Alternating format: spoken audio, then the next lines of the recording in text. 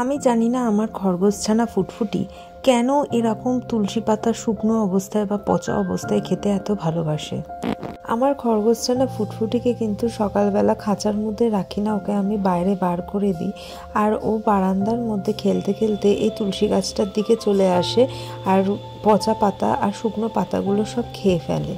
বারান্দায় দিয়ে রাখা সতেজ শাক পাতাগুলো ছেড়ে দিয়ে ও কেন যে এরকম শুকনো পাতাগুলো খেতে চায় তা সত্যি আমি বুঝতে পারি না।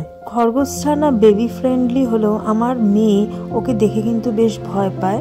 আমার মেয়ে কিন্তু ওর কাছেও ঘেঁষতে চায় না। ওর দেখাশোনা মূলত আমি আর আমার হাজবেন্ড দুজনে মিলে করি। আর খরগোশছানাকে কিভাবে সুস্থ রাখা যেতে পারে আর কি কি খাওয়ানো ওকে যেতে পারে সেই সম্পর্কে আপনারা যদি জেনে থাকেন তাহলে অবশ্যই আমার এই ভিডিওর কমেন্ট বক্সে আমাকে জানাবেন, আমি সেটা ফলো করার চেষ্টা করব। আমি ভেটের পরামর্শ অনুযায়ী আমি ওকে 2 টাইম ভিটামিন ওষুধ খাওয়াই আর তার সাথে সাথে আমি ডিওয়ার্মিংও করি 15 দিন অন্তর অন্তর।